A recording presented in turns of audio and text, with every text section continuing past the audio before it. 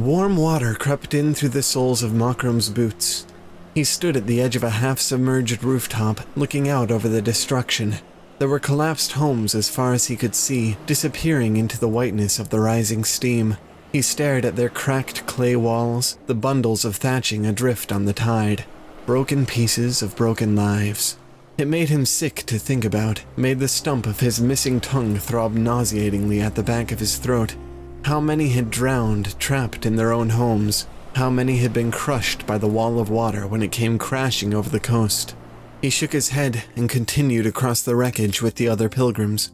They hopped from rooftop to rooftop, crossed the ramshackle bridges laid by survivors. As they approached what had once been the coast, a towering shape loomed out of the fog, 4 columns shooting from the surf at odd angles, each topped with a decorative iron statuette of a demon. Between them stood the ruins of what had once been the greatest structure Makram had ever known, a single carved stone wall and an island of rubble piled beside it. While they stood there taking in the sight of it, Makram noticed others moving toward the ruin through the fog, families of haggard, hungry-looking people scrambling over the debris. One of the other pilgrims tapped him on the shoulder, made a sign with his hand that meant look, and pointed toward the crumbling structure. He squinted. In the distance, he could hear the sounds of a large crowd, murmuring, shouting, shuffling feet. And there, atop a fallen section of the building's roof, stood a woman in golden robes. He looked at Ada, who met his eyes, and frowned. How long are they going to do this? Makram shrugged at her, lifted his hands. As long as they can, he sighed. They continued toward the ruin. The crowd was bigger than any Makram had seen since this whole charade had begun. How could so many hold on to their faith after all that had happened? Desperation, he thought, is a sad thing to behold. "Sweet children of the sea," said the priestess at the head of the crowd, "this is not a time for weakness, for doubt. We must be stronger in our devotion than we have ever been.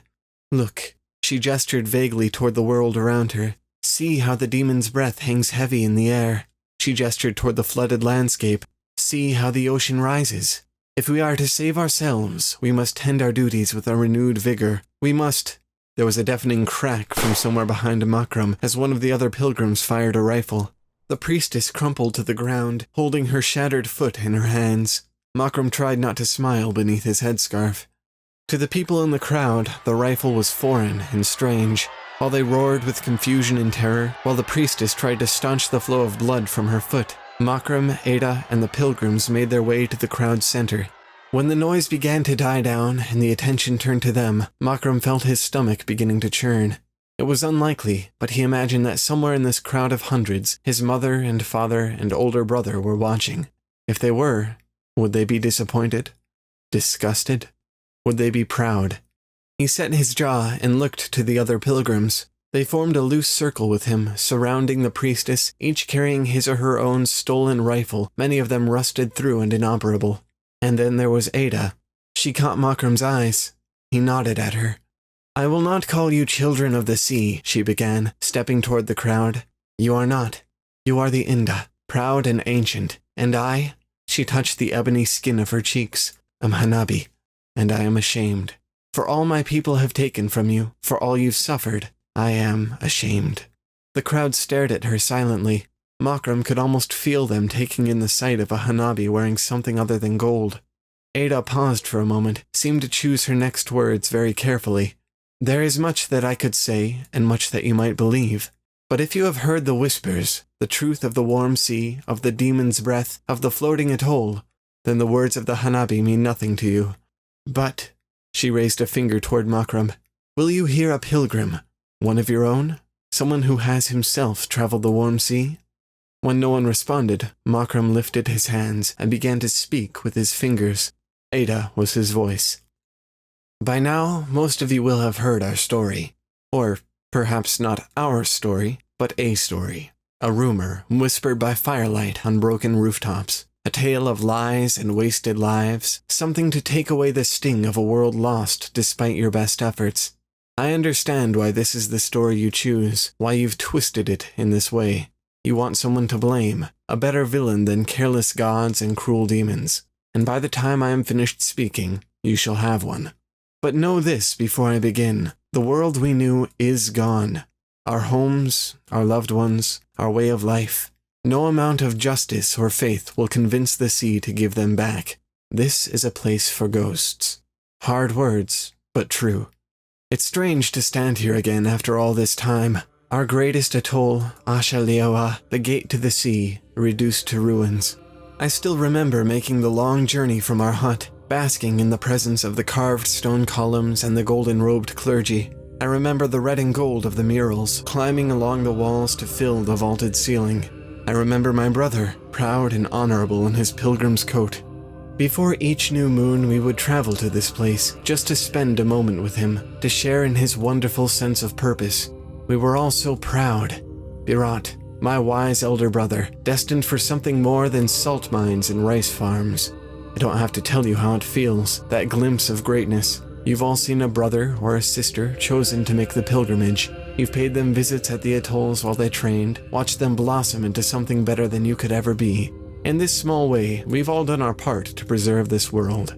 In faith, we've supported our pilgrims, and in faith, season after season, our pilgrims have made the journey to the floating atoll to keep the warm sea at bay. Despite what the Hanabi will tell you, you carry no blame for what happened. This is not your failure. I recall the last time I saw this place, many seasons ago. We had gathered for my brother's ordination. There couldn't have been more than a dozen of us, sitting in our rags on the polished stone floor. After years of tutelage, memorizing his verse and practicing his rites, Birat was finally ready to walk the pilgrim's path, to cross the demon's tether and join the others on the floating atoll. He was only a little older than I was, and yet, standing there behind the lectern, surrounded by the Hanabi, he looked like a man. As the ceremony began, my mother took my hand in hers. I was worried she would notice how I was trembling, that she might somehow be able to tell what was going through my head. The excitement, the envy. I grit my teeth and listened to Birat give his speech. It was a recitation of sorts, his own telling of our oldest tale, laced with poetry and ancient language, much of which I'd never heard before. He spoke of the demon, Mhanbeasha, tyrant of the sky, who drank each drop of rain before it could wet the earth, leaving the world to shrivel and die in the sun's heat. He spoke of the great hero, Hanab, who tricked the demon out of a single raindrop, which quenched his thirst enough that he could scale the world's tallest mountain. He spoke of the mighty rain goddess, Dewa, who heard Hanab pleading from the mountain's peak for the goddess to shower the world with her tears. And he spoke of the great torrent of 5 seasons, upon which Mhanbeasha gorged itself, until at last it was so heavy that it came crashing to the ground, creating the basin of the warm sea. Each season, it attempts to empty its belly, to flood the world with the rainwater that it stole. The warm sea rises, and our noble pilgrims travel to the floating atoll at the ocean's center to force the sea back down the demon's throat, a story we've all heard more times than we can remember. When he was done, the Hanabi clergy came to him one by one, each with their own question, and each of them carrying a smoldering reed in his or her hands. "With this mark," said the first, "will you commit to walk the demon's tether, unshaken by its breath, uncowed by its voice?" "I will," he said, and the priestess pressed the tip of the reed to his wrist. I thought I could smell his flesh burning from where I sat. "With this mark," said the second, "will you commit to speak nothing of your journey, lest those of ill intent undo our generations of work?" "I will," he repeated, and a second mark was burned into his skin. 9 more followed, prompting 9 more promises, 9 more tiny brands. My mother squeezed my hand in hers, but I hardly noticed. I was focused on Birat's face, how he flinched with each burn. For a bare moment, I could see the child beneath this newly made man. When the Hanabi were finished, Birat held up his new bracelet of scars for us to see. "With this mark, I begin my pilgrimage. As long as I live, the warm sea shall never overtake the world. Mhanbeasha shall never rise from beneath the waves. I vow that..." Well, he made a great deal of vows. I doubt I could remember half of them if I tried. The ceremony seemed to drone on in this way for most of the night. Oaths, creeds, intricate pieces of holy verse, all spoken from memory. He held himself like one of the Hanabi through all of it. Except for the way he'd flinched when they branded him, he never looked like anything less than the most dedicated pilgrim ever to grace the great atoll. Not, at least, until the ceremony was over. Long after we'd returned to our hut, late in the night, when my parents were fast asleep, I awoke to the sound of something moving near the doorway. I listened in the darkness, gravel crunching underfoot as something crossed the threshold. "Makram," said a quiet, quivering voice. I opened my eyes and stared at the silhouette. In the dim moonlight, I could just make out the gold of the figure's coat, of the fabric wrapped around its head. "Birat, what are you doing here?" As he approached, I saw the white sheen of tears on his cheeks. His hands were trembling. He paused, caught his breath. "I can't go." I continued to stare at him. What do you say to someone who, in a night, decides to abandon their life's work? Should I have consoled him? Should I have encouraged him to go back? Perhaps. Instead, I said nothing. I had nothing to say. "Makram, I am afraid. For as long as I've been at the atoll, I've dreamt of what it would be like to come home. I am not ready for my life to be." He touched his headscarf, his coat. I don't want to leave." We spent the night whispering to each other about his choices. I tried to understand him, truly I did, but the more he spoke, the more bitter I became. I'd been so proud, so envious. My brother had lived within the luxury of the atoll while we'd slept on beds of hay. He'd enjoyed sweet meats and spiced tea while we lived on rice and broth. And now he was going to leave for the paradise of the floating atoll. What reason did he have to whine and moan? How could anyone be so ungrateful? I could tell you that my next decision was to save Birat the punishment of a deserter, to save my family the dishonor, but I would be lying to you. The truth is that I simply wanted everything Birat was throwing away. As he dreamt of coming home, I dreamt of walking the pilgrim's path, taking my place in paradise. And so, that night, in the darkness behind our hut, I took up his coat and headscarf and burned a new bracelet of scars into my own wrist. I did not flinch the way he had. So there, my confession. I took my brother's place, impersonated a pilgrim, aided him in deserting his pilgrimage. All great sins, I know. Before the flood, before you heard rumors of this story, you'd have probably stoned me. Even now, many of you look betrayed. I can see the hurt in your eyes, the anger. If you must, you can take comfort in the knowledge that I did receive a punishment, something I will suffer until the day I die. But not before I arrived at the floating atoll. The demon's tether was not what you may have imagined. In fact, very little of what laid beyond the atoll was as the Hanabi had led us to believe. I'd always expected the tether to be some kind of enormous rope stretching off into the sky to hold the floating atoll in place above the demon. In truth, it was a bridge. Several bridges, actually, made from ropes and wide hanging metal platforms, each larger than any single piece of iron I'd ever seen. All told, the journey lasted 2 days. I became hungry and tired. The further I went, the further the bridge seemed to dip down toward the dark waves. Soon I could hear the tremendous growling voice of Mhanbayasha in the depths. It seemed to shake the very world, and I will not lie to you, I was afraid. As I crossed the bridge, I imagined the demon's gaping jaws beneath me. My thoughts often returned to one of the promises my brother had made during the ceremony. Will you commit to walk the demon's tether, unshaken by its breath, uncowed by its voice? Over and over, I whispered the words, "I will," as if making the pilgrim's oath would save me from whatever divine retribution I might deserve. I want you to see this in your mind. Imagine how small you would feel, dangling over the endless sea, nothing but the whiteness of the fog in all directions, the demon's breath. Imagine knowing that the largest, most terrible of this world's creatures lay just beneath you, waiting. This was my world for 2 days, the experience of every pilgrim who's walked the demon's tether. All of this, and when you finally arrive at the end of the bridge, nothing. No floating atoll, no demon, just a large, rusting platform, standing alone in the vastness of the sea. I sat there until nightfall, wondering whether I should turn back, whether I could even make the journey. I contemplated throwing myself into the sea, letting the demon swallow me up. Maybe this was what I deserved, a punishment for my sins. But as I wallowed in my misery, I saw something through the fog, an enormous shape approaching slowly. It bellowed at me, louder than anything I'd ever heard, louder even than the voice of the demon. Plumes of white smoke poured from hollow columns on its back. If this was the floating atoll, it looked nothing like what I'd seen in my head. But then, neither had the demon's tether. I stood and stared as the great structure slowed to a stop beside the platform. Many of you have seen the thing of which I speak. At first, I'm sure a great number of you thought the same, that the floating atoll had come, drifting through the sea on its own like some kind of gigantic iron tortoise. How simple we are. Our first true glimpse of Hanabi industry, and we assume it's something that is, in some way, familiar to us. I learned very quickly that this vessel was not, in fact, the paradise I sought. They brought me aboard, and I was greeted by dozens of other pilgrims. Their coats were faded and filthy. They wouldn't speak. They only shuffled about at the orders of the Hanabi. To be a pilgrim is not the honorable thing we have been taught. I learned this in my first seconds of service. To be a pilgrim is to do as you're told. Move coal, scrub decks, operate the strange and intricate constructs of the Hanabi. To be a pilgrim is to be a slave. And slaves of the Hanabi do not speak. They can't. They have no tongues. I was lucky to fall unconscious before they removed mine. I remember hearing a voice in the darkness. Will you commit to speak nothing of your journey, lest those of ill intent undo our generations of work?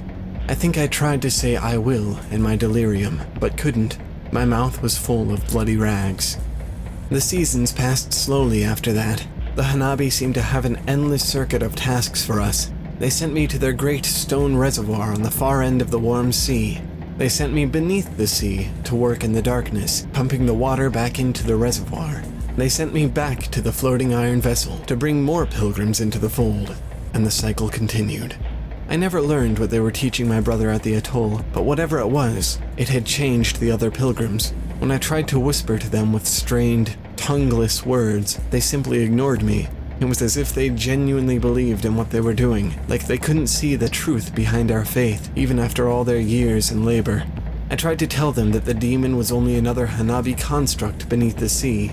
Its breath was the burning coal, its voice the churning of iron against iron as it moved water out of the basin and into the reservoir. I tried to tell them that the floating atoll was only a slaving vessel, full of pilgrims, that the warm sea itself was only a ploy to make us believe. I saw these things almost immediately, and yet, after all the time they'd spent in labor, most of the other pilgrims seemed entirely oblivious. I gave up trying to communicate. For a long time, I thought that was the end of it. I would keep working until I died, or I would find the courage to kill myself. I often thought of Birat, the way he'd come to me crying that night so many moons ago. Could he have known? Could he have any thought that this was the hell he was sending me away to? I thought of my parents. Were they proud of my decision? Did they welcome Birat home? Most of all, I thought of all the people who would send away their sons and daughters, thinking they were going off to protect our world, to keep a demon that doesn't exist at bay.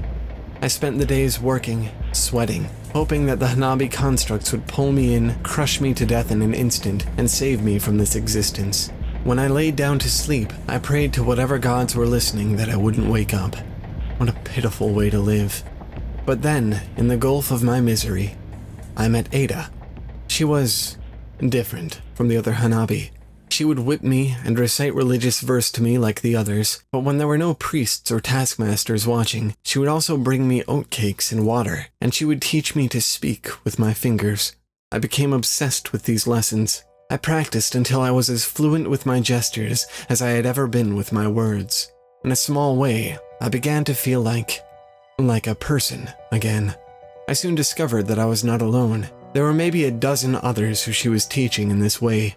We learned to find each other, to speak silently as we worked, and slowly I cleaned the Hanabi poison from their minds, helped them to see the world for what it was. My silent message began to spread through the pilgrim slave force. It seemed that within the season there was not one among our number who lacked knowledge of this new, secret language. At last, when it came time to stop talking, to plan, organize, end our plight, we had thousands in our circle. With such great numbers, it was a small thing to break the demon. For all its whirling, crushing iron, its wheels each larger than the mouth of a well, it was truly a delicate creation. We had only to pull the wrong levers at the wrong time to bring it to a grinding halt. And so, by the hand of the pilgrims who had always tried to prevent it, the warm sea flooded.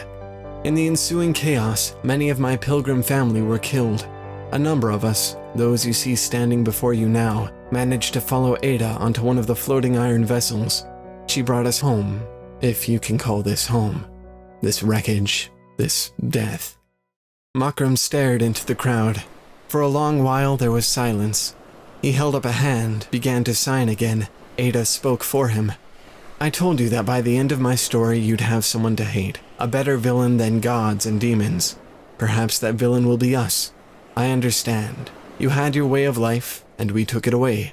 Hate us if you must, but, he pointed at the priestess cowering behind him, know this, everything they have told you has been a lie. Demons, gods, the rise and fall of the warm sea. He sighed and began to cough as his phantom tongue moved in his throat. When he was done, he looked at the priestess. Tears were streaming down her face. Her expression wasn't one of regret, but of terror. No guilt, only fear. Macram grimaced, leveled his rifle against her head. He continued to sign to the crowd with his free hand. If you stay here, if you go on living this lie, believing your faith will restore what the sea took away. He tightened his finger on the trigger, but didn't pull it. The Hanabi will come for you, and you'll be lucky to die. He watched the priestess for a moment longer, trembling beneath the rifle. As much as he wanted to make her feel the tiniest portion of what he'd been through, he knew that he couldn't. She would never know what it meant for her life to unravel around her, for the very foundation of her reality to vanish in a moment. He lowered the gun and turned back to the crowd. If you want to leave this place, travel north. We have camps in the foothills, food and water. Some of you may want to linger, seek out your justice. Fine. Your decision. Come with us or don't, but we will not stay with you to face the Hanabi. We don't keep company with ghosts. They left after that. Macram, the pilgrims, Ada. Some of the crowd followed them back into the ruined coast, but most stayed, staring at the priestess. Macram cast one final glance at her. In the distance, as the crowd converged on her, it seemed as though the fog, the breath of the demon, was swallowing them up.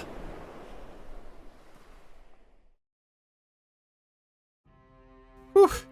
Okay, that was a pretty tough story for us to write. Hopefully we did a decent job and you were at least sort of able to follow it. Now, you might be wondering what this has to do with Game of Thrones, and the honest answer is pretty much nothing, but it is based on everything we learned from Game of Thrones this month, all the stuff we talked about in this month's other videos. Let us know in the comments if you can piece together how we used all those ideas in this story. It'll be really cool to see your perspective on it. Oh, and before we wrap things up, there are a few people we want to mention. First, if you're a fan of Game of Thrones, be sure to check out our buddy Chris's channel, Smokescreen. His videos should really ease the wait between episodes, keep your inner nerd fat and happy.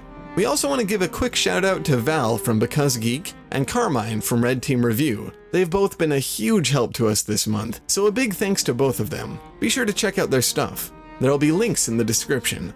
Anyway, we really hope you enjoyed this story. We about killed ourselves working on it. Since we didn't, you can click subscribe if you want to see more stories like this in the future, or click submit if you have a story you want us to share.